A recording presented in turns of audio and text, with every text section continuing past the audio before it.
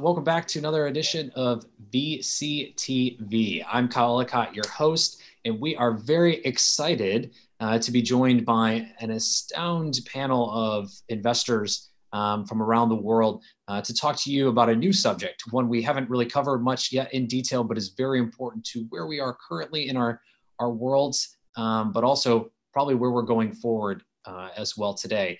And we're going to be talking about WorkTech, RemoteTech, and education tech, and how technology will play a role in each of these areas, and how the recent pandemic, investments going in, and the use of these tools, how that will forever change these areas and look towards the future employee, the future student, and beyond.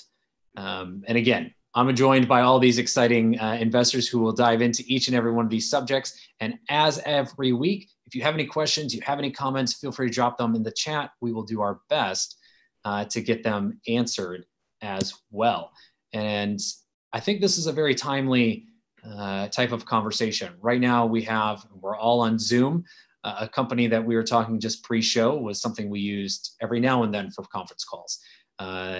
Now, this company, Zoom, is worth more than the 7 major airlines in the world and continuing to grow. We're seeing huge advancements in the world of telepresence, the power of data and analytics, along with entertainment and gaming, on how all of these are playing a role in that. And without further ado, I do want to give a quick shout out to Elena and to the entire LA Token team for bringing us together, for making this happen, and to each of you, our audience, along with each of our speakers for being a part of that. Without further ado, let's kick this off. So Brady Bunch style, I'm going to call Kingsley first. Welcome, Kingsley, to the show. Quick introduction on yourself, your background, and kind of how you got into the space that you are at FGC. My name is Kingsley Kobayashi. I am the co-founder of FGC Group. I lived in Japan for about 30 years, where I was into entertainment industry, commercial real estate, and trading. 6 years ago, myself and my business partner, Tony Evans, created this blockchain company. And we have been doing a lot of job on the blockchain, crypto, and digital asset part of the economy, which means we've been raising funds, we'll be helping to structure different business based on blockchain and based on cryptocurrency. That's what we do. Right now, I'm locked down in Nigeria. The first time I'm spending 3 months in Nigeria straight. And I'm actually loving it. And by the way, to our audience, we are a truly global panel today. Based on pre-show and what you're about to hear, we are literally covering everywhere in the world at this point, which is super exciting. And to South America we go. Fred, welcome to the show. Welcome back, I should say. A quick introduction for those who don't already know you and a little bit about your background. Hello, Kyle. Hello, everyone. I'm Fred. I'm out of Brazil. Right now, I'm running an investment company. Our focus is blockchain and crypto, but my background is includes education as a former academic, and I have a PhD in knowledge management, as well as degrees in engineering and business. So when you bring all this together, this is my playground. And thank you for inviting me once again. Wonderful. Well, I'm glad we've had you on a few shows, and now we've built up to the ultimate one for you. So this is going to be a lot of fun. Arjun, welcome to the show. One of our representatives from India today. A quick introduction and a little bit of your background. Thanks, Kyle. Thanks for having me. Excited to be here. Good to catch up with everybody as well. Right, I'm calling in from Bangalore, India. Right, I'm founding partner at a fund called Special Invest. We're a seed stage fund focused on early stage deep technology ideas. We do a combination of enterprise software using frontier technologies, AI, machine learning, augmented reality, cloud, and works. And we do a bunch of hardware stuff on the industrial hardware side of things, as wide as robotics, medical devices, space technology, right? And the works out of here. We invest primarily in India, but building global companies. We've also done investments in Israel and in the US through some of our networks there. Super excited and looking at some interesting domains in this sector. My own background, being an entrepreneur before this, and I have a product technology background for close to 20 years before I started doing this. Excited to be here. Look forward to the conversation. Wonderful. Happy to have you. Prasant, I saw you were unmuted, so we'll jump to you. Welcome back to the show as well, and happy to have you. Quick introduction for everybody, and a little bit about your background.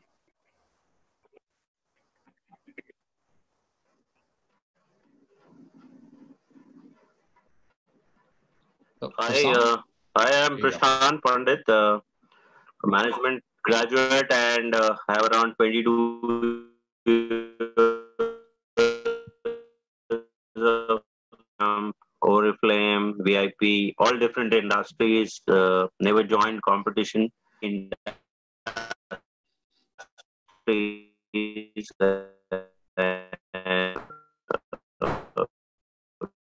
We are working. Hey, Prasant, we're going to come right of European exclusively distributed. Hey, Prasant, we're going to come right back to you. Your internet connection is a little choppy, the joys of remote life for all of us, but we'll come right back to you. Telly, you got the best looking hair in the place. We discussed pre-show. It's all you first. Make sure you unmute yourself, but welcome to the show. Happy to have you. If you can, a quick introduction, a little bit about your background. Thanks, Kyle. Hi, everyone. Well, my name is Talionu. I'm coming to you all the way from the lovely island of St. Kitts and Nevis. A little bit about my background. Yeah, the Caribbean and on lockdown, but on a lovely lockdown. At least they're starting to free up a bit. So my background is diverse. On the one hand, I have over 19 years experience as a management consultant and digital transformation specialist, right? Some in education, in instructional design. So when it comes to remote tech and basically all sorts of tech, I've been involved in doing a number of different transformation programs and capacity building programs. On the alternative investment side, my focus is alternative investments. As a matter of fact, I'm a co-founder of ProHouse Labs. This is a digital finance and wellness incubator. And under the incubator, we have a number of different portfolio companies and early stage entities that are also in the space of remote tech and EdTech as well as a number of other things. And then on the other hand, I'm also co-founder of Beyond Capital Markets, which is a digital asset management and digital financial market infrastructure company based in St. Kitts and Nevis. So in that vertical, we're doing a number of things in terms of applying or leveraging decentralized technologies and digital assets in the space. And remote tech happens to be one of those areas we'll be applying, blockchain to. I love it. What a background. Oh my gosh. I'm excited to dive deeper into that. There's a lot of pieces going on in there. So let's, we'll come back to you just to start diving in. Tilo, one of the best looking Zoom backgrounds in the game thus far on VCTV. Happy to have you back. Welcome to the show. Quick introduction, even though you don't need one at this point, but still a quick introduction and a little background for you. Yeah, welcome from Berlin, Germany. And my name is Tilo Bono. I'm the founder and CEO of Piabo Public Relations. We are Europe's leading technology PR firm, and we are happy to represent a lot of companies also in the WorkTech, EduTech, and RemoteTech world. Also, in general, in the future of work, companies like WeWork, of course, you all know, but also in general, a lot of tech heavyweights like Stripe, GitHub, but also companies in the B2C space like Tinder, etc. Also kind of remote in these days. And yeah, on the investment side, I'm with more than 10 venture capital firms as an LP globally. So I cover pretty much all continents from Japan, Singapore, Vietnam, to the US, Sweden, Germany, Austria, the UK, and many other regions. So I think I have a very good overview of what's going on in the world right now, and also do some direct investments also in the space of blockchain, of course. And so, yeah, pretty much that's it. And very happy to be here, and looking forward to this fruitful discussion. Wonderful, and welcome back. And Dave, it's a pleasure to have you back again as well, and excited at this particular topic to really dive deeper into your AI background, which I know you're going to tee up here in just a minute, but quick introduction, a little bit of background on yourself as well.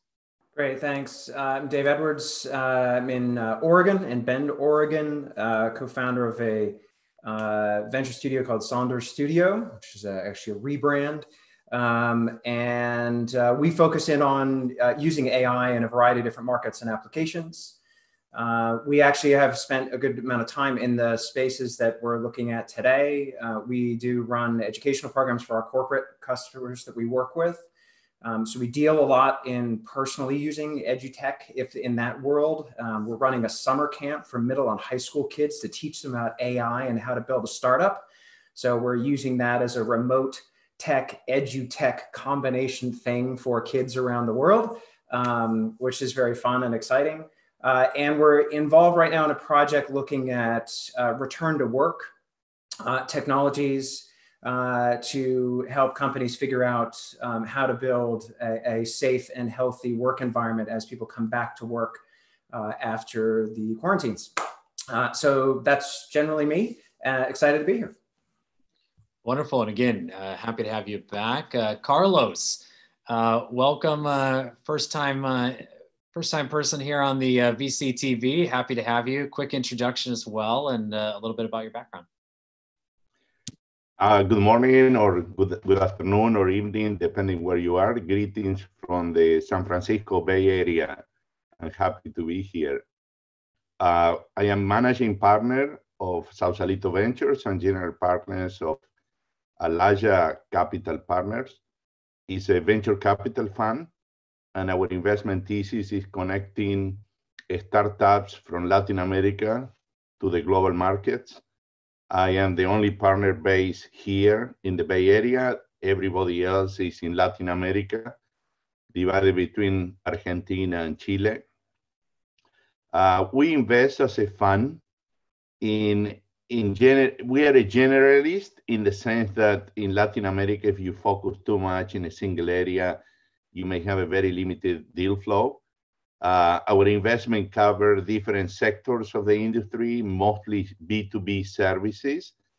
And recently we have invested in 2 education companies, and we are in the due diligence of a third one. In addition to these activities, I am a professor of innovation and entrepreneurship. You can see the logo in my back of HALT, International Business School. And from the educational perspective, since we started with the lockdown, I have engaged with the 2 professors that we co-teach all our classes to look into excellence in virtual education. And I'm happy to share how we see the education evolving, and some of the aspects of the virtual education are here to stay. Happy to be here, Kai. Wonderful. Thank you as well. And welcome from across the Bay as well. As I know we're close to each other. Prasant, let's try to come back to you. Hopefully all is well, but a quick introduction or reintroduction for you, if you could. Sorry, my net connection was not that good. Prashant Pandit here. I'm from Mumbai, a management graduate, and have around 22 years of corporate experience. Worked with brands like MetLife, Triumph, Oriflame. Always worked in different industries, never joined competition. Last 8 years, started our own company.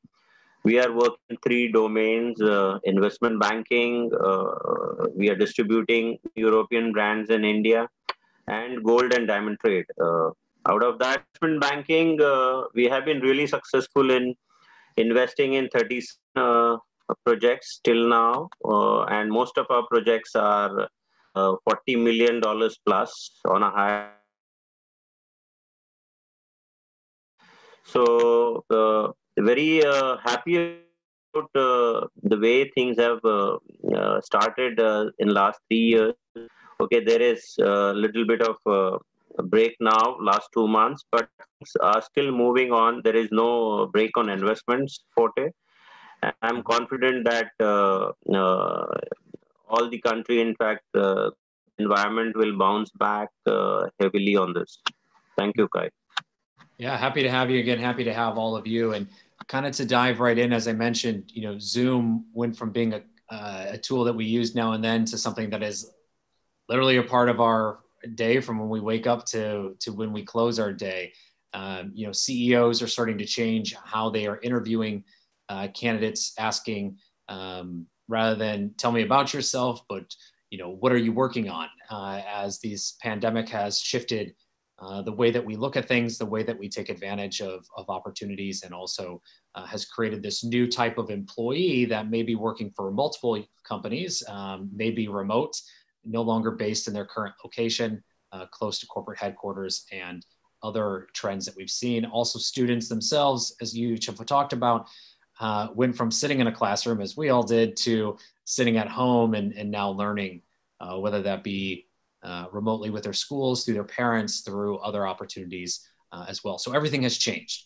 And with that, I kind of want to kick off that first question to all of you is, what are you seeing as trends? And not only are they trends, but are they here to stay? Are some of the things I mentioned and that each of you have, is this something you're seeing going forward? Or is this something that's just a blip on the map for a couple months and we're going to go back to the way it was? Thilo, I want to start with you. Where kind of are we in this cycle? And from an investor standpoint, what are you looking at and how are you seeing this going forward? I think it's very different when you look at it globally, as it was not a hit that would hit the world all at once, right? It started in Asia, then came to Europe. Now the US is very heavily affected.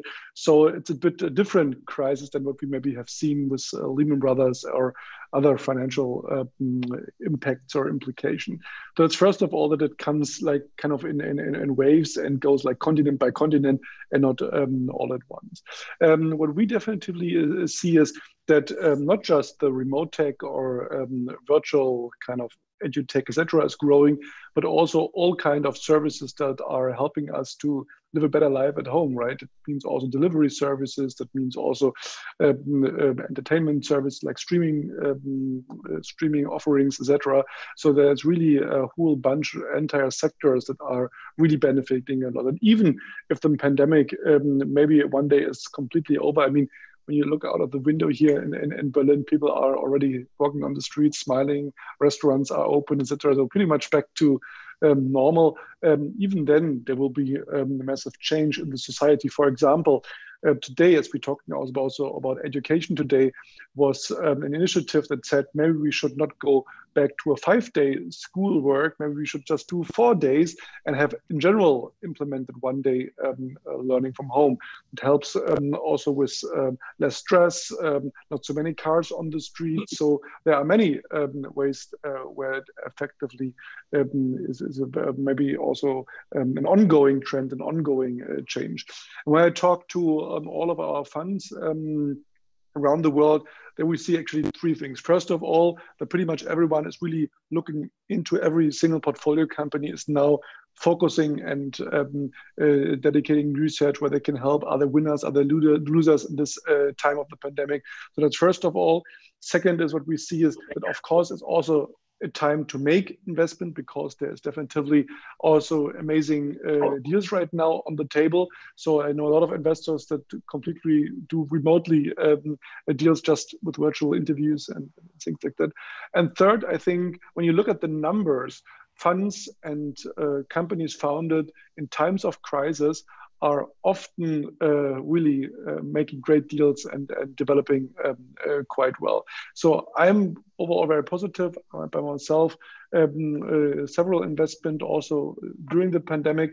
And I think in general, it seems that B2B companies obviously a bit more resilient, and every company also that helps with digitization, right? So companies that help maybe Mittelstand companies, big corporates that are right now have to change, right? No matter what, so even companies that are very conservative, maybe never did home office, now looking for solutions. And I hear from my portfolio companies that sometimes sales cycles from 6 months are shrink down to 6 weeks or even 6 days, because there is really a lot of action, a lot of dynamic in the market. So overall, I'm in general absolutely optimist. I mean, there's this saying that pessimists sound smart, but optimists make the money. I hope that's the case. I love it. And Dave, coming to you next, same question, is what we're seeing, first off, what are you seeing? And with that, are these things that are just trends here to stay, or are they just short-term blips on the map until we get to a certain point and go back to the way it was? Sure, I'll go through the 3 topics for the day first. So remote tech, I think it's something that's here to stay for a portion of workers. But you're seeing enough large corporations that are making long-term commitments to remote, and I think those will probably stay. From a product standpoint, I find it to be it's a bowl of spaghetti on a daily basis. I'm in Zoom and Hangouts. I've got FaceTime. I've got Teams and Slack and WhatsApp and chats and new things that pop up. And it's sort of making me nuts. So there's got to be I hope that there's some sense of human-centered design that gets brought into all of this, so that we all don't go from just working at home is actually making us crazy because of the number of pings that are happening through so many different systems. So you worry about this new wave of creating new things. WorkTech, I think the biggest issue at WorkTech for me that I'm most interested in is getting people back to work who have to be in the office. And making that a safe place for them now, and thinking about this as a pandemic that may go, we may be able to resolve, but we're likely to have something else. And so how do we think about making work a healthy and safe place over a long period of time for the people who need to be in the office? And that's a big challenge. EduTech, I'm hoping that remote is not something that is long-term. I don't know about the rest of you, but I have kids who are in high school and in college, and it's been a very frustrating experience for them to try and figure out how to learn. Number one, if universities are going to stay online, they need to put every single professor through an IT training system, because the number of profs who don't know how to turn on their Zoom, it's universal across all the universities that I know of, and it's embarrassing. So they need to be able to be on Zoom. They need to be able to grade people remotely. They need to know how to use their own grading systems. That came up yesterday, where a prof at a major university is like, I don't know how to use it. So there's a lot, and I feel for them. They're used to living in these worlds where they don't have to do this. But I think universities have to step up for it. There's definitely a role for remote EduTech for sure. But so far, my personal experience of seeing what's happened across a wide variety of schools, public through to private, everything, and off tech to on tech, kinds of groups, nothing's working yet. There you go. Yeah, education for the educators. I saw Kingsley laughing over there, Telly shaking her head, and I think with the topic of making it a safe but also a healthy place for the workplace for employees is a good transition. Telly, to you, same question, but you've got this focus on wellness. I'm sure there's a little bit more you can add as well on how you see that playing out in the future of the workspace.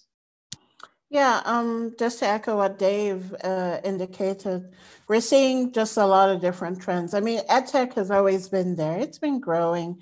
And for the most part, it's always been kind of the focus of impact investment. So we always tended to have an interest in EdTech, but it just wasn't moving fast enough. And then the COVID-19 hits, and all of a sudden everyone is forced into remote tech, EdTech, WorkTech. So from the perspective of EdTech, echoing Dave's argument, there is a huge opportunity for training and retraining teachers. It's like the world seems to just assume you're teaching in the class and then you can take it online. So there's an opportunity for specifically engagement And like you said, it's like a spaghetti. It's like the infrastructure is just horrible. It's not there.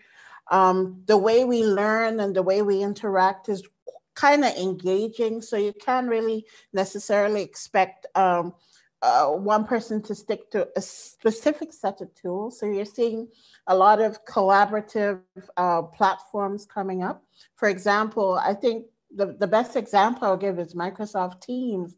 They did well from a design perspective in terms of turn Teams into a hub and make it interoperable. So I think the areas we're kind of looking at is the whole holistic infrastructure that supports all these learning and also interoperability between systems. When you think about even in high school or primary school, you know, children use different systems, and it's great. It needs to be in a better coordinated manner. So I think the companies that could do that really well will definitely go far. So apart from the infrastructure, we mentioned grading, we mentioned the ability to train. So even where you thought we'd never really had to focus on, I mean, this is a whole new pedagogical approach. And we're also seeing emerging models for one-to-one virtual live classroom because of that need for engagement. You know, we need to still be social even though we're distancing, right? So there is a move away from just your traditional LMS. It doesn't go away, you know, where you have your learning management system and you have your self-paced learning, but you also have that craving for, just like the room we're in right now, to have that live engagement and kind of scenario there. So you're seeing a lot more companies coming out that seem to be doing well, and they're able to integrate many different models.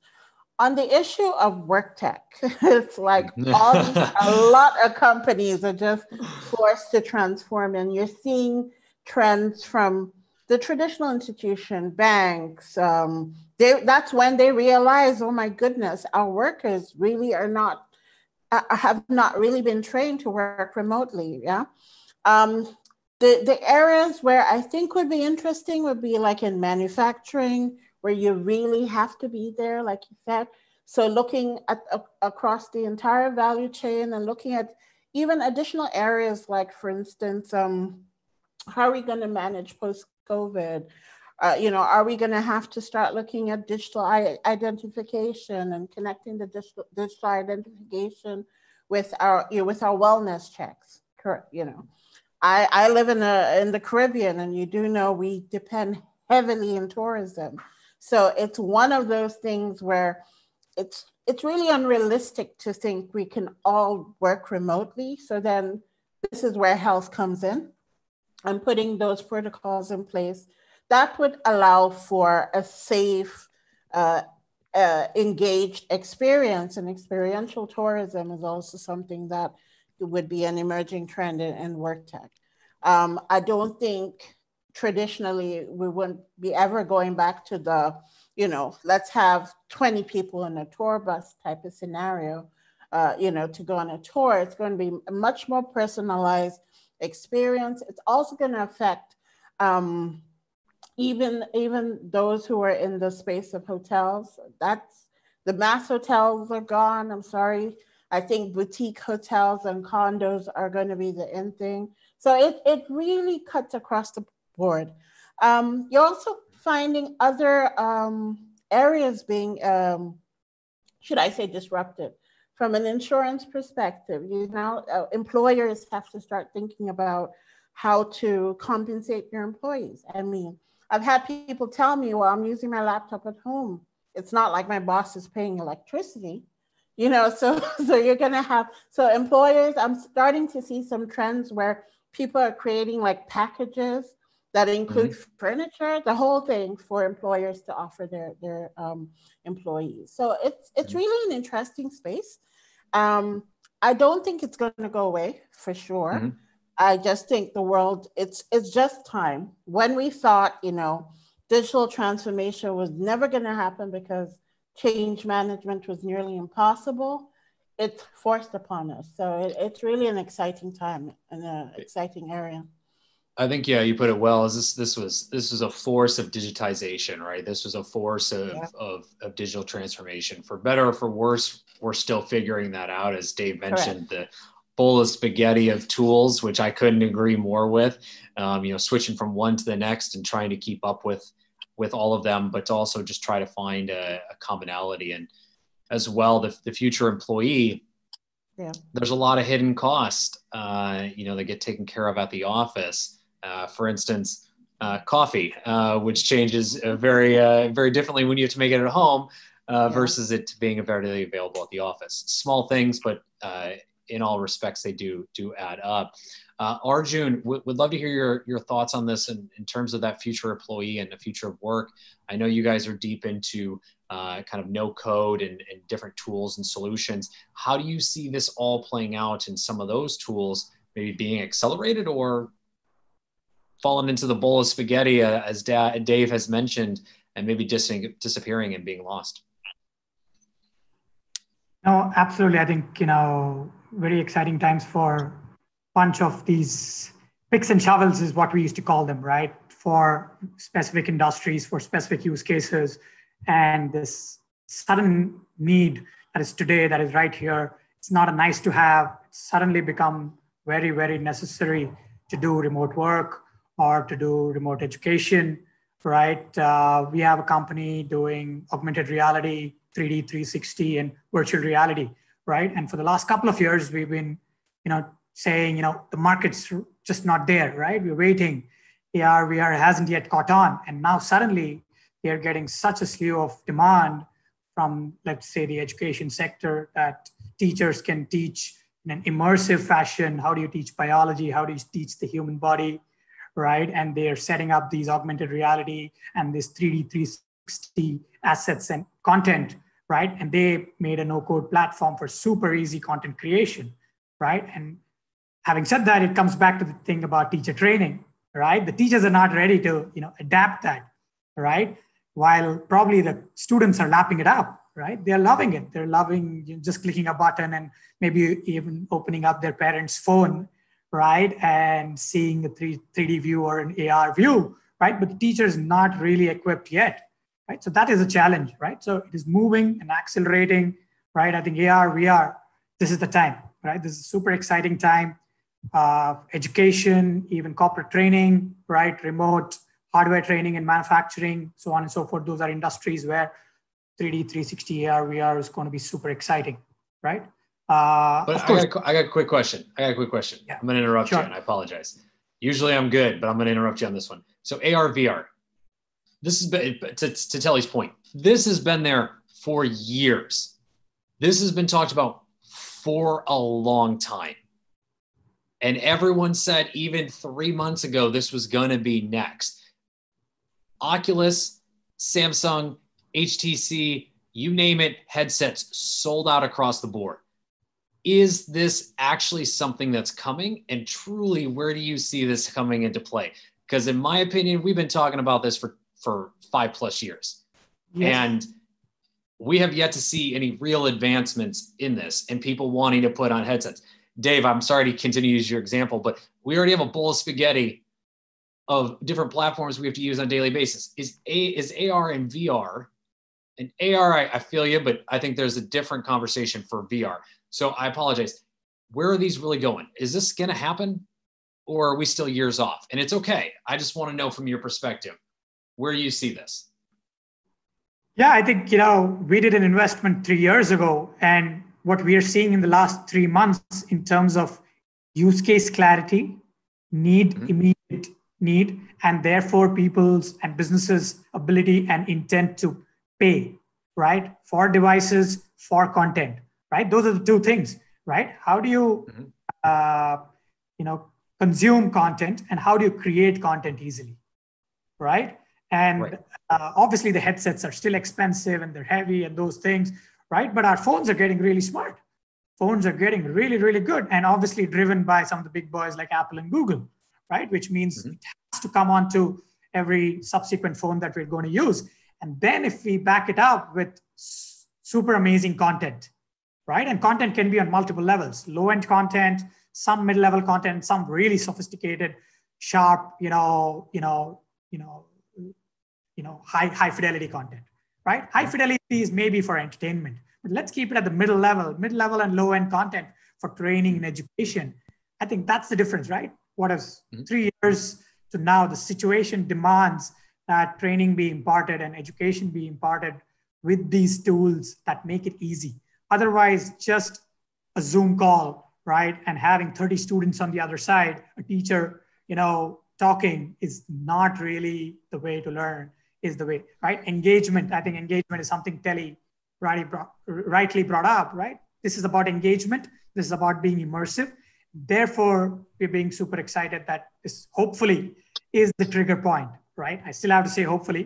Technology is a weird thing, right? We keep taking predictions about this, and sometimes it takes years to catch on. But it really seems, looking at this one particular company and talking to a bunch of their end customers, this time it's going to be here for real, right? So super excited about that. Interesting next few months. I think one has to see, ecosystem players usually have to come together at these critical junctures, right? The right content creators need to come together. The schools need to adapt training for their teachers. Students, obviously, the younger lot are obviously going to pick it up the fastest, right? And different ecosystem players, content, technology, platform, if they can all come together at this point in time and package all of this information in the right format, right? And show results. If you can measure this, right? And the feedback loop coming in saying, okay, learning is actually happening, right? It is very close to the physical environment, right? And then that's when you start saying, yes, then this is something that is going to be here to stay for the long haul. Yeah, it did. And I apologize. I've heard it for so many years. I want to believe it. At some point it's going to happen. Some point. But bang on. That's all I want to hear. Hang on. All right, Telly, don't forget, we're hanging on. I saw you shaking your head just with me. So we're hanging on to this. If it doesn't happen in 3 years, Arjun, we're coming. We're coming back on VCTV. We're going to talk about this. You got Telly and I coming after you. All right, Fred. Absolutely. You're a professor. You got a background in education, but you're also in the blockchain space. How do these worlds collide? What, in your opinion, is happening, and how do these worlds collide for the better?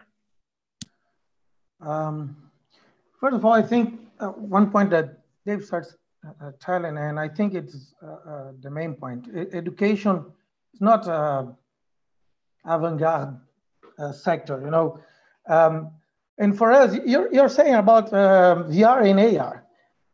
I was in artificial intelligence in 1990, and that's 30 years ago. And we thought, this is a revolution. 5 years from now, the world is going to be different because of knowledge bases and everything else. And 30 years later, and you're still talking, of course, EA is almost mainstream now, but it took 30 years. And the same goes for VR, the same goes for everything. And when you are at the center, looking from within the revolution, everything seems to be going really fast. But for someone in a school, for a teacher, for a father that's struggling, trying to help their children in education right now, when he has to work from home, but at the same time, he has to act as a professor, things don't go as fast as we think. That has been true for all kinds of revolutions from humankind history. Education is a very traditional sector. So despite a lot of good startups, very nice ideas, still it's hard to sell. Because if for a CIO, you already see a lot of CIOs lost in so many new things, so many trends, so many options, and they usually go with the trend. Okay, if that CIO is doing, I will do the same because I can justify to my board or to my CEO if it goes wrong. And how can we imagine that in education that people are really traditional, they will make sense of thousands of options, hundreds of options to make things easier for their processes or for the students. So we have seen education being cited as a sector to be disrupted for everything from ER, VR to blockchain and everything else year after year. But the point is, you need to convince the people that work in the sector that they need that, and teach them how they will make that they are doing the right decision, that this is really for the best, and how they can add value to the sector as fast as possible. We have seen a lot of startups. Of course, there is some applications that for me is beyond doubt. And if you talk about blockchain and education, this is no brainer. First is fraud and the history of a student. With blockchain, you can. I have this problem sometimes when talking to someone. The guy says on LinkedIn that he has an MBA from Harvard, but do you really know that he's an MBA from Harvard? Well, Yahoo had this problem a few years ago, and a few months ago in Brazil, 3 ministers had their resumes with something, of course, curses and even PhDs that they didn't do it. So blockchain comes to solve this kind of problem. I think we will have no doubt that you did what you say you did. Yep. And you have your history, academic history, completely fraudulent. It keeps that. It continues that record of the trust, right? You say who you are. You've done what you've done. Kingsley, anything else to add on that? I mean, you're coming from the mergers and acquisition side, but also playing at the level of blockchain. And you're in Africa, but you're also in Asia. So, what are you seeing in these technology areas? Are they trends? Are they moving? And then does blockchain? What is its role further, as Fred said, that could play a role in this? Yeah, thank you very much. Thanks to Visit and Latoki for having me here. The truth is the pandemic has come to change the way we live. And it couldn't have happened at a better time than this. When you look at the educational sector, let me just talk briefly on that. I have a 10-year-old who studies in Tokyo, in Japan. I've been in Japan for 30 years. And there's hardly any home in Tokyo where you don't have a laptop, a smartphone, or a computer. And they are used to going on their iPad and working from home and things like that. And then you come to developing countries like Nigeria or South America, and you hardly have one computer or one smartphone in any home. So how do you teach these children that are not used to any computer in the house? Their parents don't have any computers in the house. How will they study? These are things we have to look into. How do we create infrastructure? How do we educate both the children and the teachers? You'll be surprised that the head of the Faculty of Science or IT does not have his own computer. So these are problems that are going to be faced by the world. As an entrepreneur, serial entrepreneur and investor, looking very hard in ways of developing things that will make the world better, both in education, both in EduTech, although that was not mentioned. How do you use telemedicine? How do you diagnose people through telephone? With the COVID coming up, you don't want to send people to the hospital when they don't have COVID. Pregnant women have been discharged from the hospitals. These are areas we have to look into. And then we are also looking into the area of, okay, how do people invest in different blockchain businesses across the globe without actually going to that place? How do we have authentic information and things like that? Well, the blockchain here has, blockchain is here to stay, just like the pandemic has changed everywhere we think. We have countries like China go into digital currency. Other countries are going to follow because the main cause of spreading these diseases are when you change fiat currency and things like that, touching.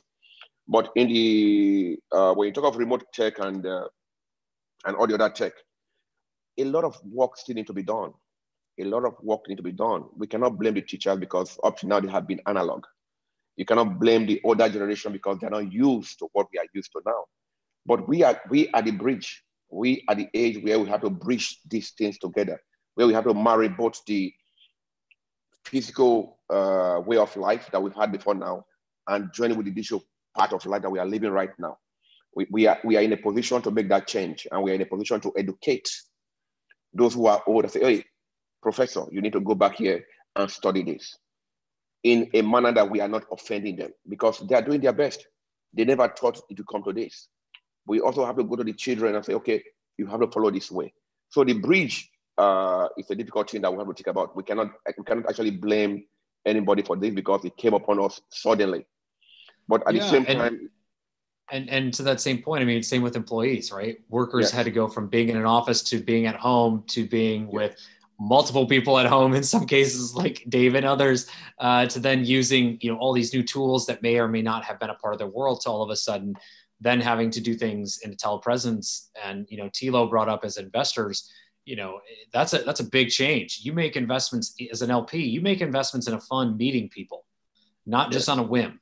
You make investments in people meeting people. And now that has all changed. And Carlos, I want to come to you. I mean, you are even more so everything we just spoke about. I mean, you're a professor, you're a part of HALT, an international business school.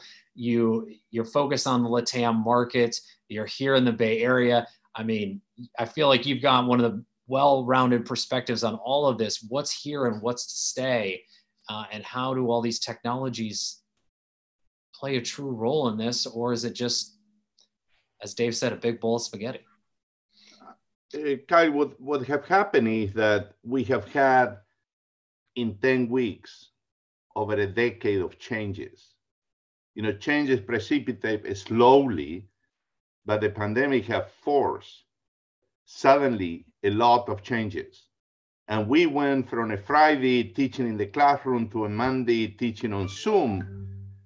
And many teachers believe that, well, if I just take my slides and I show it on Zoom, it will be good enough. And we already discovered that that is far from truth. But like any other transformation, we need to reimagine the future, reimagine the business.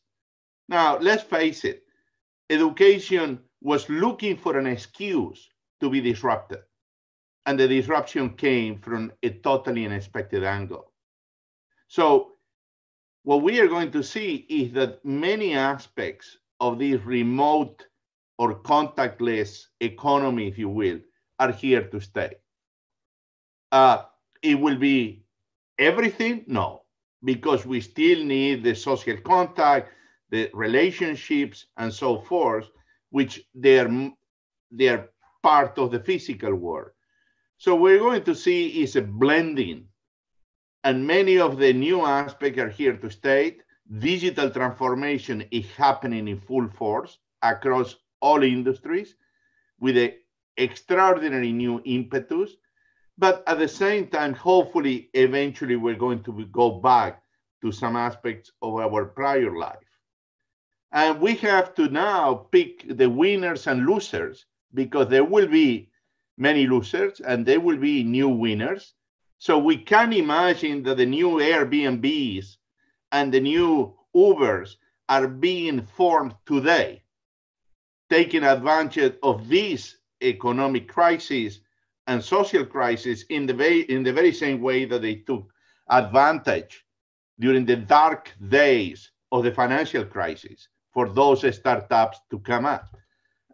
But overall, I am very bullish in terms of the changes we're going to see. There is going to be a lot of pain, no doubt about it. But there will be a new wave of education. I mean, look, healthcare, education, and the legal industry, just to pick three, have been operating protected by a regulatory framework for centuries.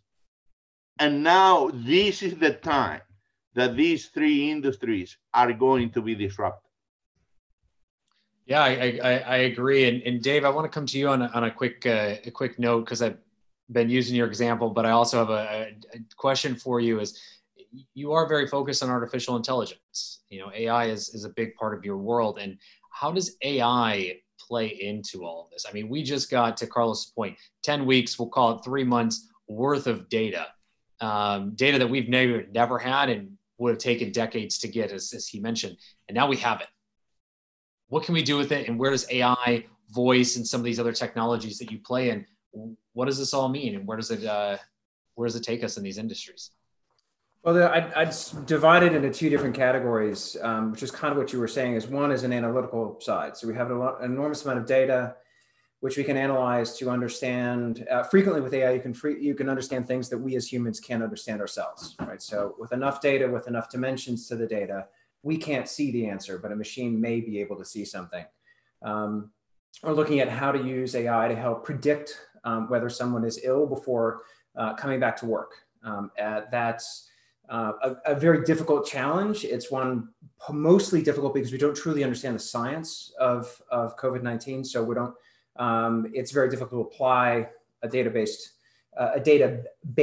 sort of technology to something where you don't know the fundamental science behind it.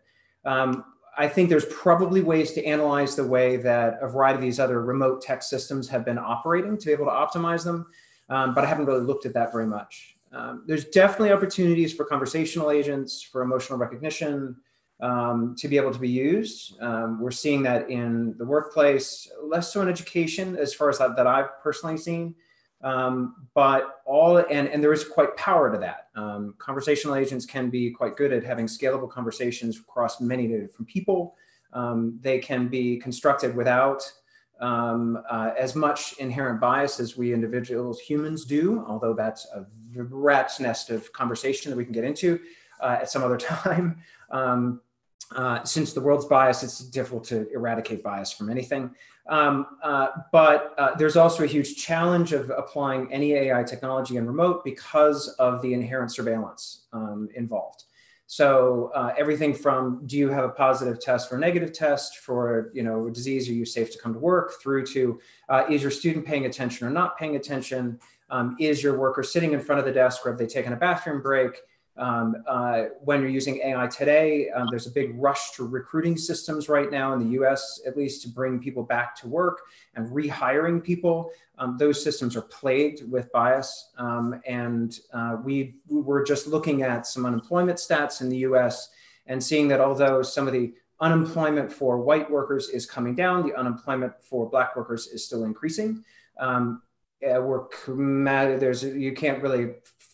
Could be a correlation there with the recruiting systems. There's no real way to find causality, but it does make us quite concerned when we see the quantity of automation where we know there's bad outcomes. And if people aren't taking account of those bad outcomes when they're setting them up, they propagate very quickly at vast scale. Yeah, it's interesting. It's data is great. I see, Arjun, don't worry. Data is great, but also it has this unsensed bias where there's a missing human element, which if you've got a short data set, you've got increased bias. Whereas if you've got a large data set, maybe you have a better or less bias, but there's still that human element that needs to be involved as well. But as Carlos said, 10 weeks, we got a decade's worth of tech change and data. So let's see how that pans out in the coming months. Arjun, I'm sorry, you've got a point. I'm gonna call on you, and then we've got one more question for everyone. That's the big question of the day. So I want to make sure we get to that, but go ahead. Yeah, just a quick point on what Dave was saying, right? Just earlier today, I was talking to one of our entrepreneurs, right? And what they do is listening to sales conversations, right? They have a AI engine and a bot that listens into sales conversations to draw insights from those conversations and help those sales guys get better.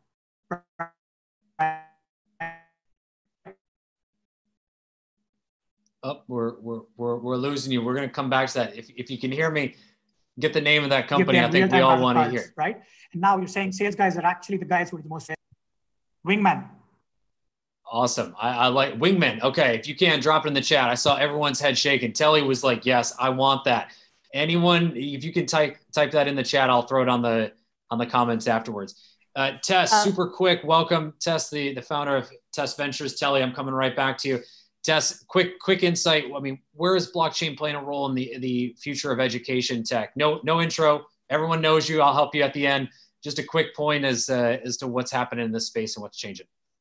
Awesome. Yeah, it's always great to be on the panels. So yeah, I think a lot of agreeing with all the other panelists that how they talk about VR and then also blockchain in terms of how that relates to education tech. What has been interesting is the ability to use blockchain in every sector to provide more transparency. What I've seen in education tech, I haven't seen blockchain utilized as much as I want to, but I would think that for sure, some of the companies, like for example, even targeting at, kids, and also how education, if you want to hire a tutor, for example, background checks is a good way to do this. And in background checks, it is possible to use the blockchain as a actual technology to be able to have more identity and also, verification and, being able to also have the fact that you can do,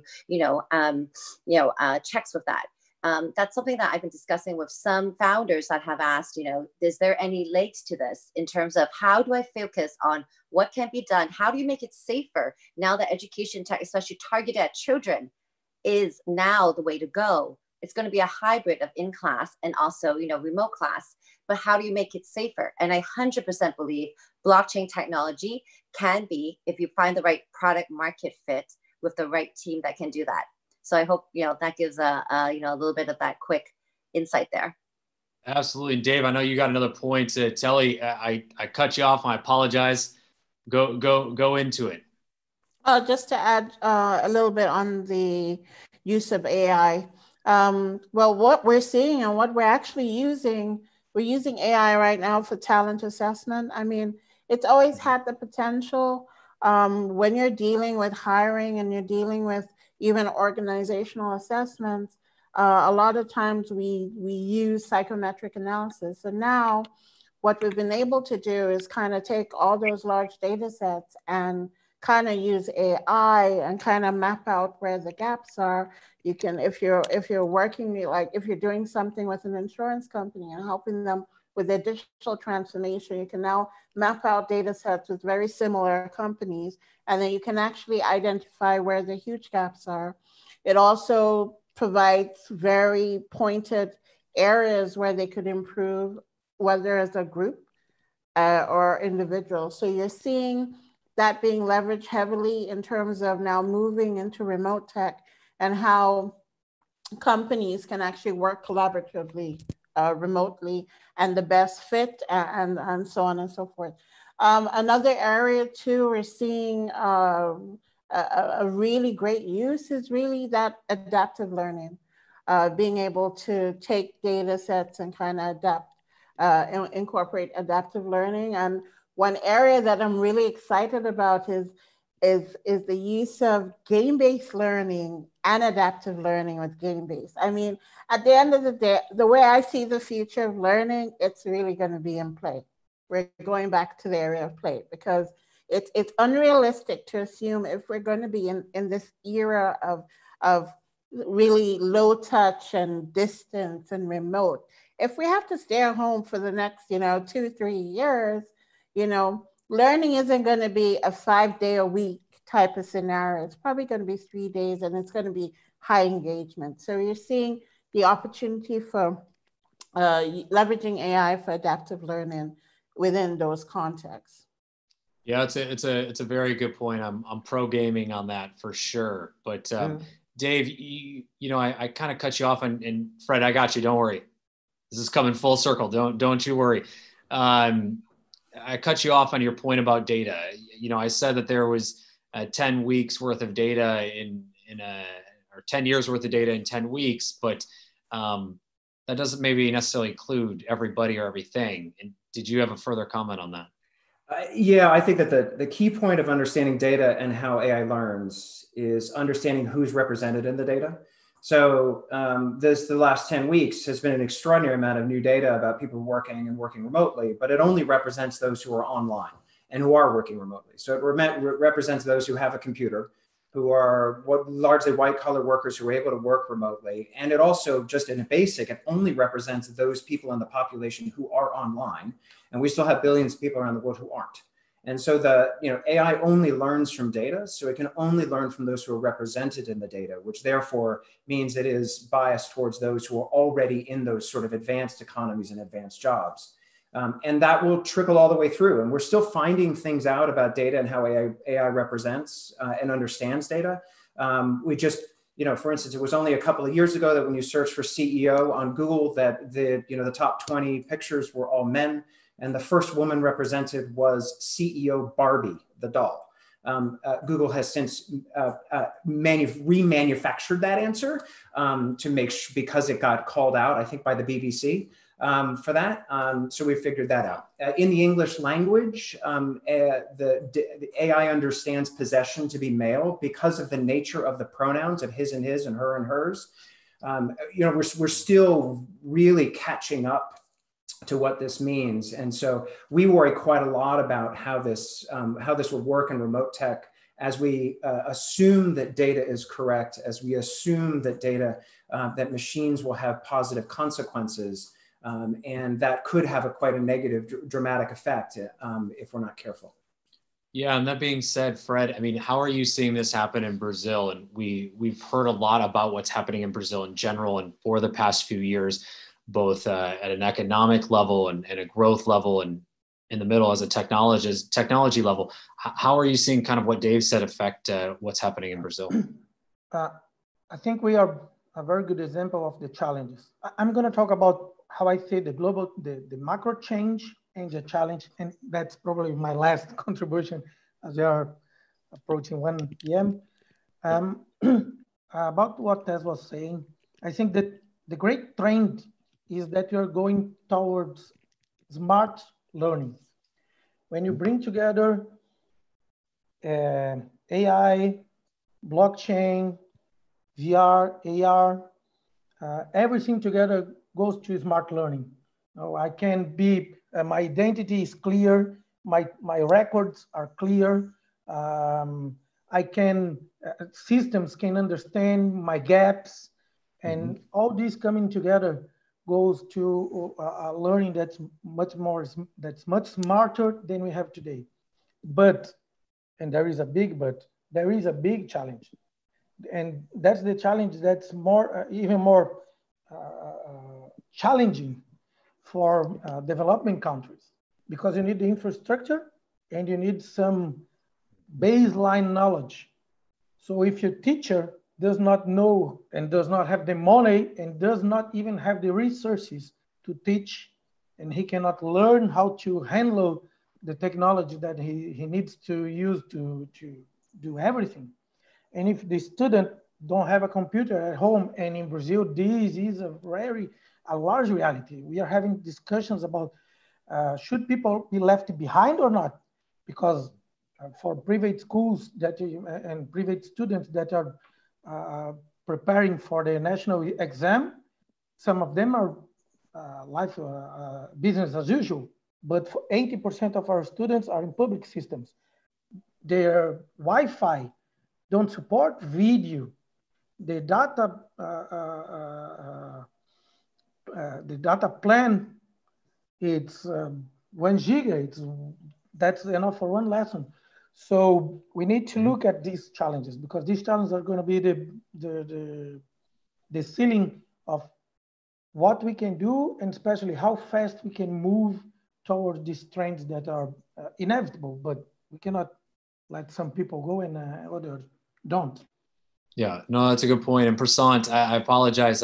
I've been working my way towards you, and there's so many good points here from this panel. Everyone's got tons of great insights, but from you, I mean, let's kind of come back full circle. I mean, what are you seeing from a global perspective of all of this? Because you do deal with both at the highest and the lowest levels around this.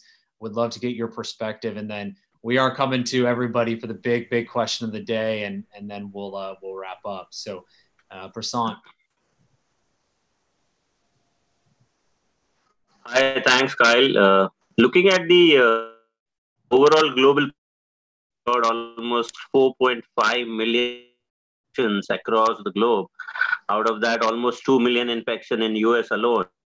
So, as the Indian Prime Minister rightly says, we need to learn to be with the demon and go on with our life. And the vaccine is probably not coming till December. So, everybody has to live with this pandemic. And so, life has started now. In India, we had almost 70 days of lockdown. And since last Monday, the lockdown is partially opening up, and we see industries are moving on ahead. Now, going back to the industry that we are discussing today, EduTech typically is a 2 billion industry in India.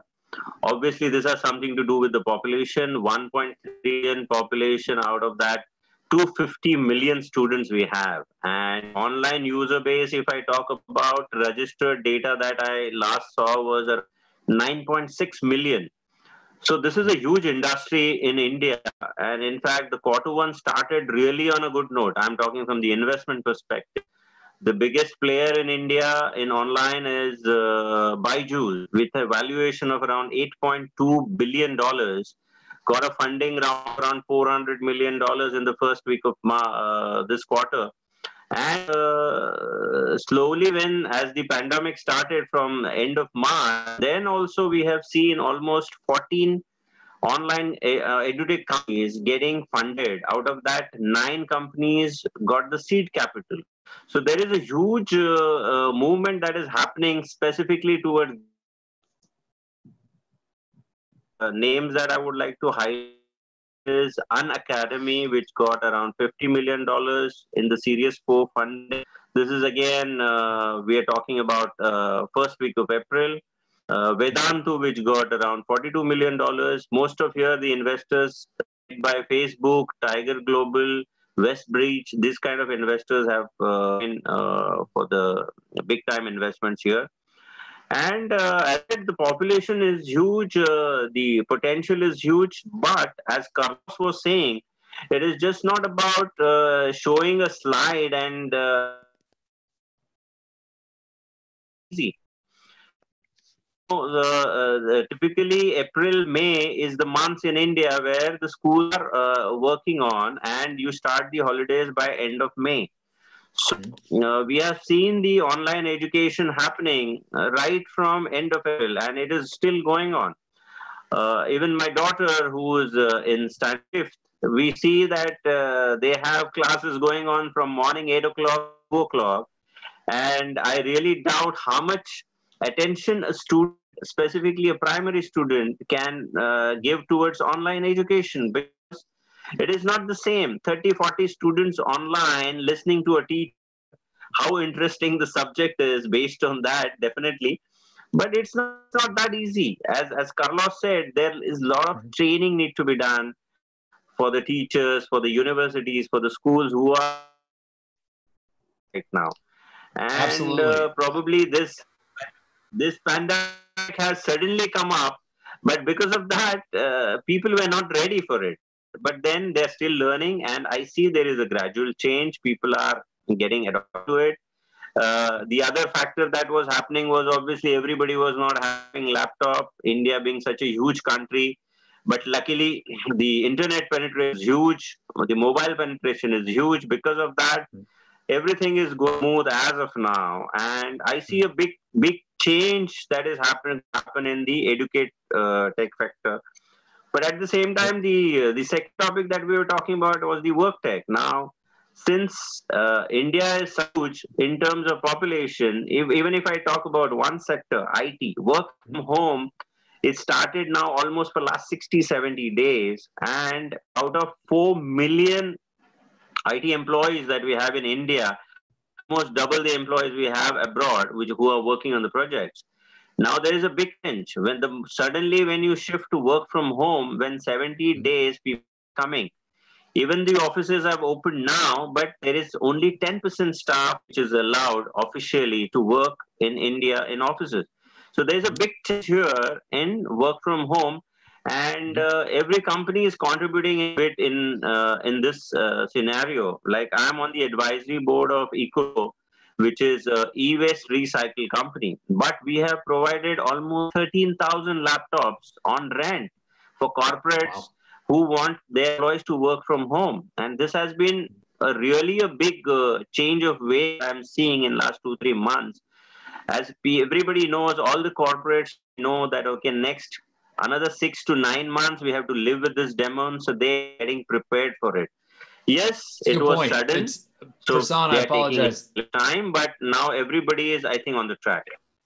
Yeah, I agree. And I apologize. I think there's a delay on my side, so apologies. But you're right. I mean, this was something fast moving, as everyone has mentioned, and we all are adjusting in some way. With that being said, I want to get to the big question here on VCTV today in specific, because all of you are investors. We're all making investments in this space. So really the question is, where are the opportunities?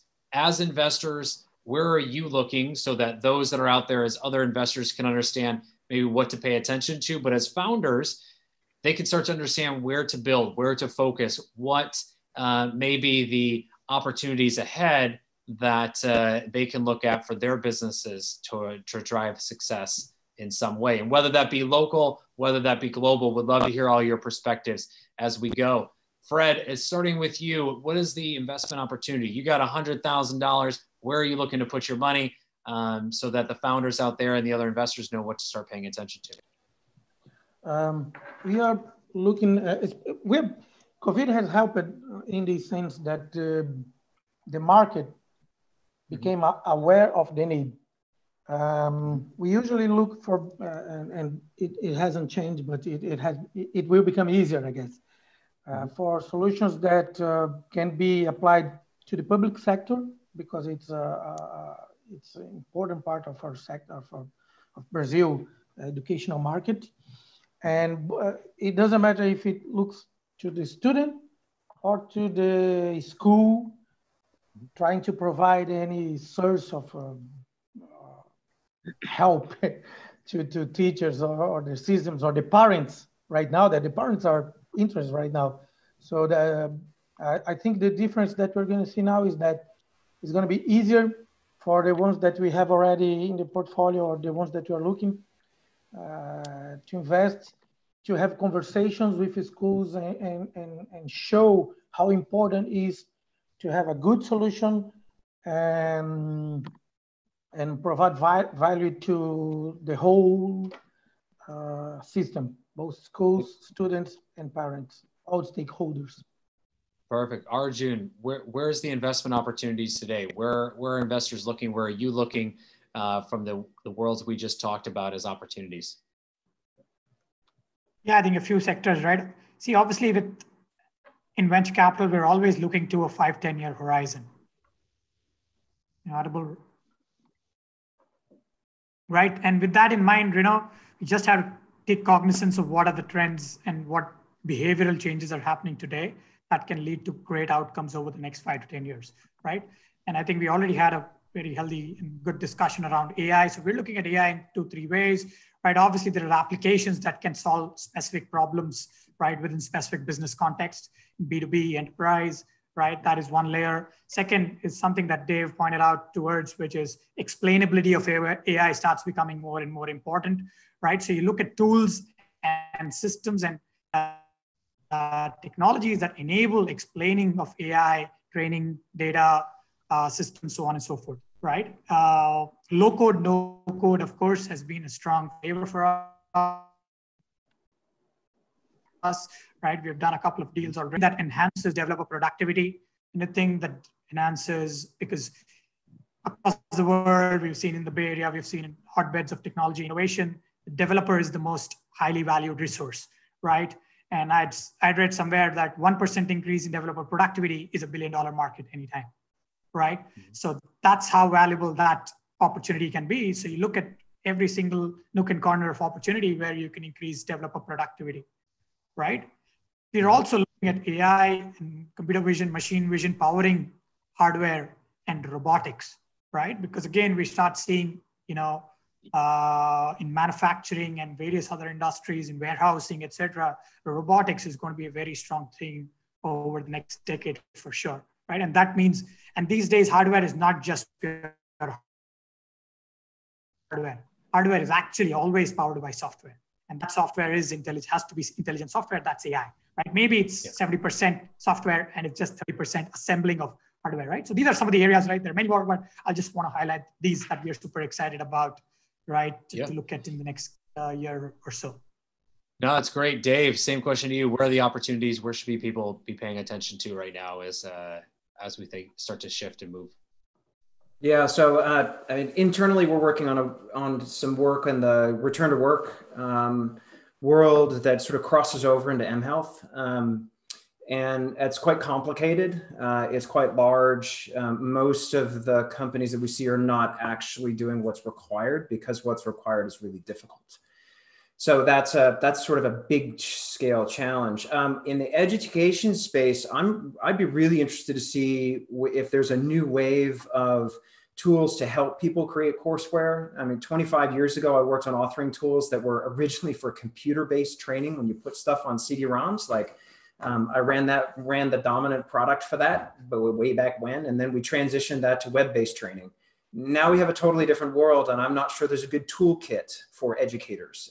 And I would be interested to see that figured out. And then obviously, I would love for somebody to figure out the bowl of spaghetti for me, but I don't know how to do that because Teams and Slack and Basecamp and everybody else is all creating their own ecosystems. And that's fine if you're inside a single company that's standardized on things.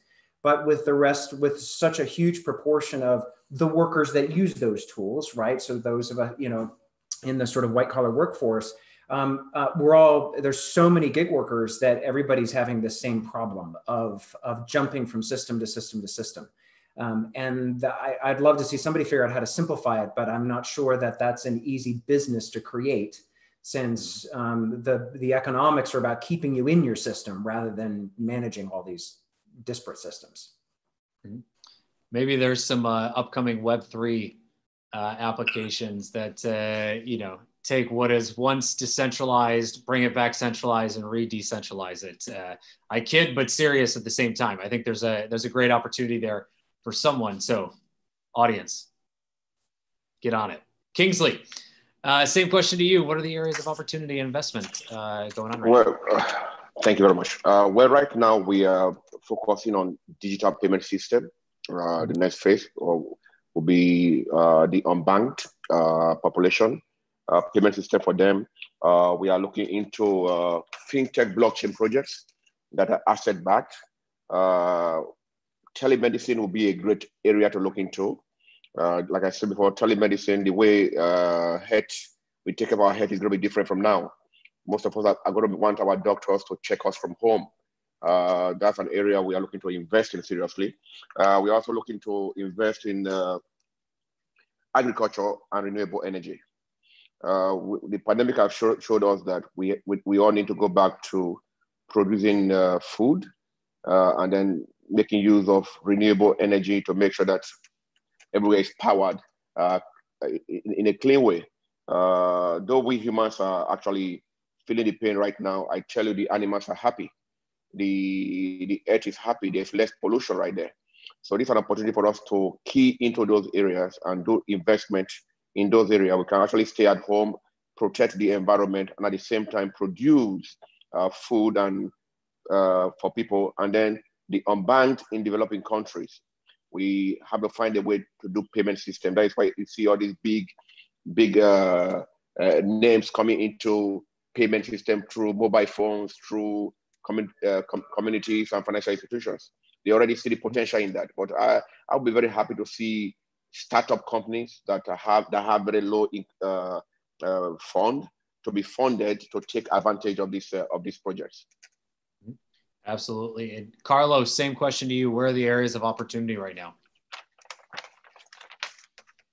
We continue investing, given that our second fund is about halfway through, and we are planning to launch the third fund towards the end of the year. I mean, clearly, we're looking at two main drivers. Digital transformation is happening, and the pandemic have accelerated that. And the fact that we're going to be sharing the planet with 8 billion people in the next few years is also another fact. So we look at those drivers and see that we we are based in Latin America, and Latin America is a big producer of commodities, and the planet is going to need food. We are looking at digital transformation in the food and beverage industry. We made an investment in salmon farming, with Chile is the second producer in the world. We're making another investment in digital transformation in the wine industry, given that Argentina and Chile are very large wine makers and wine producers. We look at, and we like EdTech, the education business, but in very specific niches, because at large, the government is a big buyer of education, and governments in Latin America are kind of shaky, and you cannot, and they're not dependable in terms of the purchasing cycle and the payment cycle. And the last one is healthcare. I think the disruption of healthcare in the US and around the world is going to produce the first trillionaire. I mean, we don't have a trillionaire yet. You know, Bill Gates and Jeff Bezos have $100 billion, but not a trillion. And I think the disruption of healthcare is going to produce that kind of reward. Given that in the United States, we have a system that spends twice as much as most of the developed world, and yet our health outcome, our life expectancy at birth, is 5 to 7 years less than most of the advanced or developed countries, is something definitely broken. So we're looking at healthcare as a tremendous opportunity, very careful, bringing AI. We have made investment in diagnostics, looking at body images, and we are going to be continued highly selective making investment in the healthcare sector. Wonderful, thank you. Telly, same question.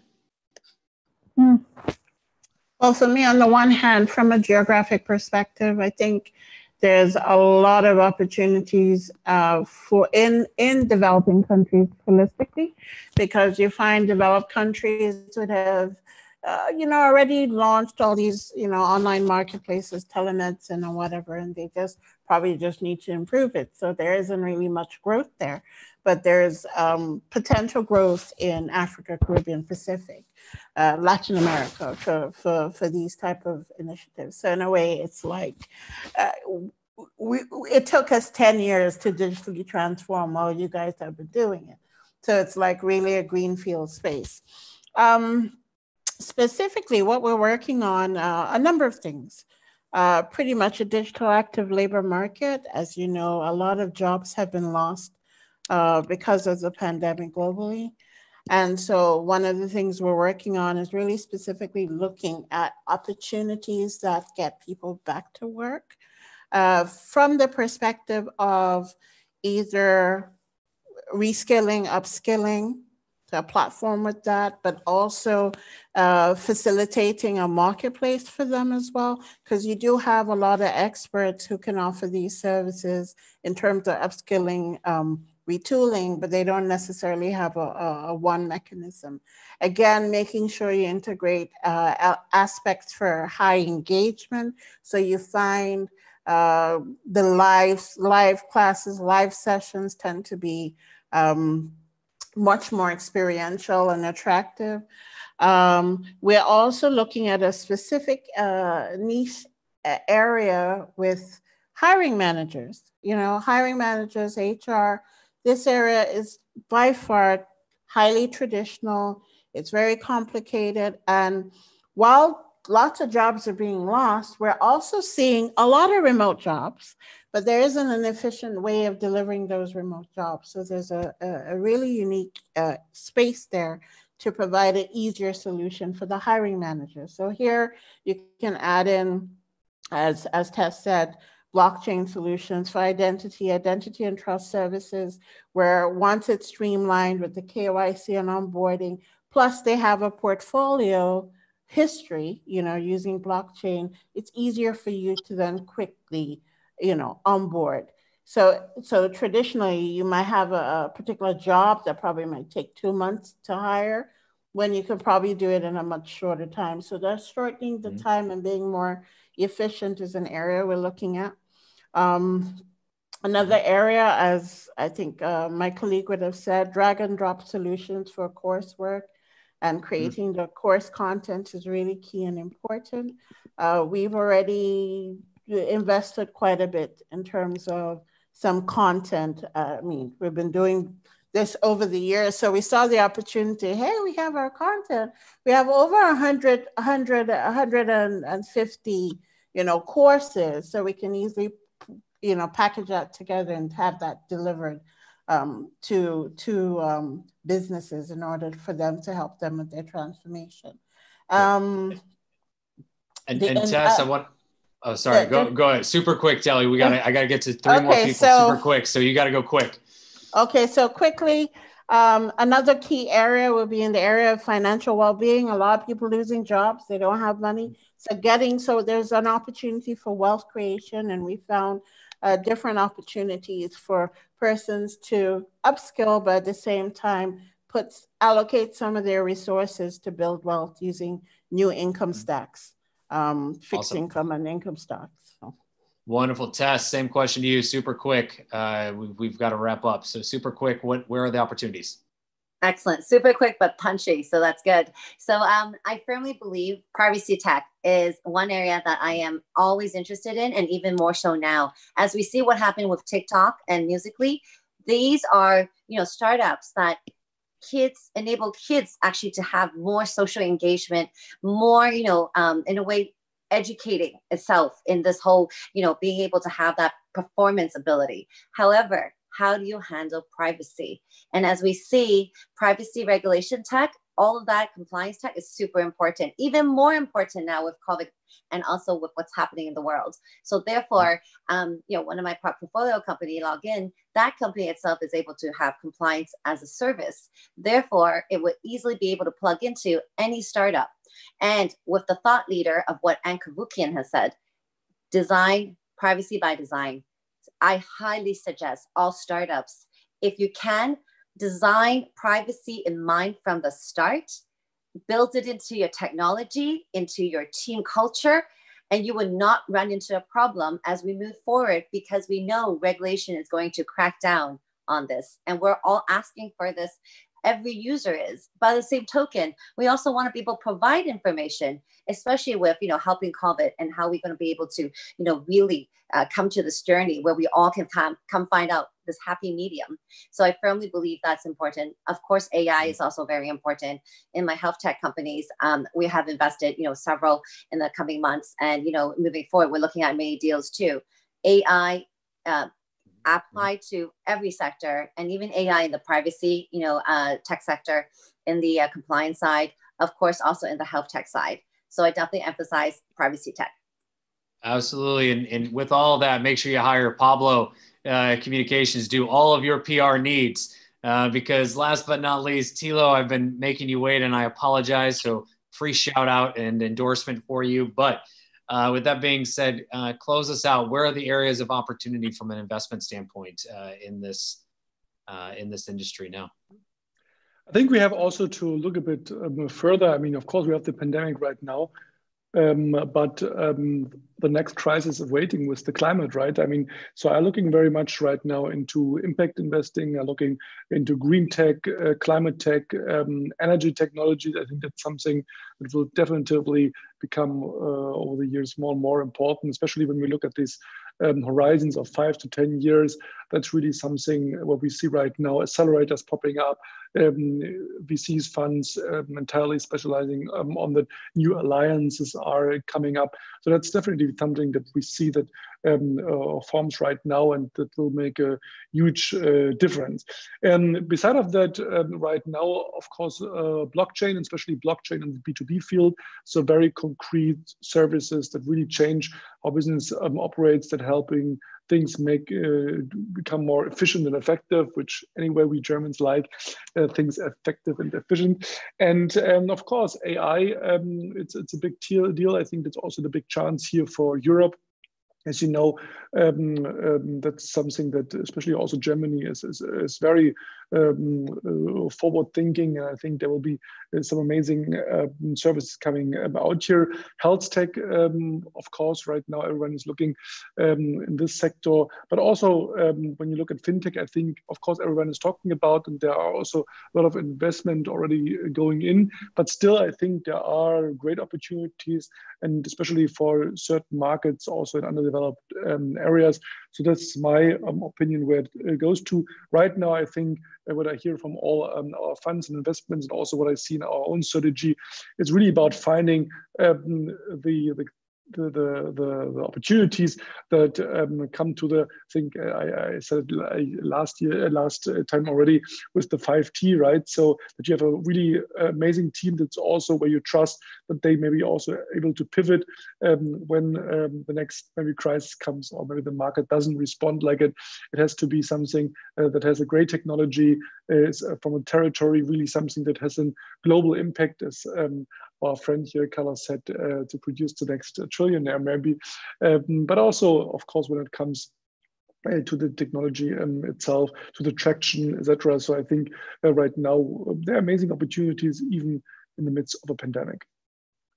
I love it. And where can everyone find you to connect with you in those areas? Best way is definitely LinkedIn. Feel free to connect with me on LinkedIn, but I'm also on Instagram, on Twitter, on Facebook. So wherever you feel comfortable, feel to follow me or add me or whatever the platform allows. So I'm happy to connect.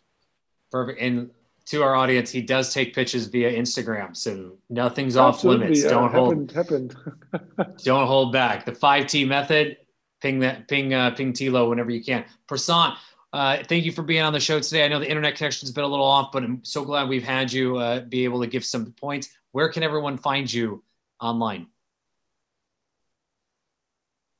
Online, yes. I will post my LinkedIn profile as well. And my website is www.universalclc.com. And rest of the coordinates, I'll put it here. Thank you all for inviting. Thank you. Perfect. Thank you. Tess, where can everyone find you? Everyone can find me on LinkedIn, Tess Howe, and Twitter, Tess Howe1. Thank you. Tess Howe1, hit it up on Twitter. Fred,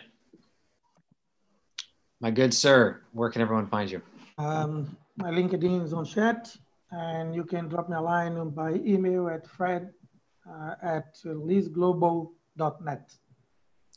Wonderful. Thank you. Kingsley, it's been an absolute pleasure. I hope you enjoy the rest of the little bit of time hopefully you have left before you go back to Japan. Where can everyone find you? It's been a great evening. Really happy talking with everybody. Nice discussion, good ideas. You can find me on LinkedIn, Kingsley Kobayashi. You can find me on kingsleykobayashi.com. That's my website. You can find me on the FGC group. You can also find me on Facebook, Instagram, or Twitter. Just put my name in there and you'll see me right there. Wonderful. Don't be shy. Carlos. Carlos, where can everyone find you? Yes, happy to meet everyone in LinkedIn. You can find me there, Carlos Baradello, or also at carlosbaradello.com, which is my blog, and it's another way to connect with me. Wonderful. Thank you. Arjun, where can everyone find you? Yeah, LinkedIn and Twitter both are accessible. Rao Arjun on LinkedIn, and in Twitter called Rowdy Boy. I'm very active on both these platforms, so happy to meet everybody there. Great being on this platform today. Thank you so much. Wonderful. Dave, where can everyone find you? Yeah, our website is getsonder.com, SONDER.com. You can also find me on LinkedIn and through our newsletter and podcast called Artificiality, which we host on Substack and on all your favorite podcast platforms. And related to the AI stuff, we've done a whole bunch of really interesting interviews recently on our podcast with some AI and bias experts. So if you're interested in those topics, you can hear from some really interesting people on our podcast. Perfect. Thank you. I got someone to connect you with afterwards. Telly. Hey, close us out. You can find me on LinkedIn, Telly Valerie Onu, ONU, or TV Onu. You'll find me. On Twitter, I'm Teval, Teval. And to reach me via email, I can be reached at Telly, T-E-L-L-Y, at beyondcapitalmarkets with an S.com. Awesome. beyondcapitalmarkets.com. And if you're in finance, digital, or climate change, make sure you ping Telly. She's working on a new accredited certification as well around the digital climate finance, which is a mouthful for me. So I apologize, Telly, but she's working on something brilliant. So if you are in those spaces, do ping her on social media and get in touch. Ladies and gentlemen, thank you very much for joining us. To all of our speakers, again, thank you for dedicating your time on Partner Mondays. We do appreciate you spending a little extra time with us. To your audience, thank you for tuning in, for all of the great questions. To Elena and to the entire LA Token team for making this happen. I'm Kyle Ellicott. We'll be back here tomorrow.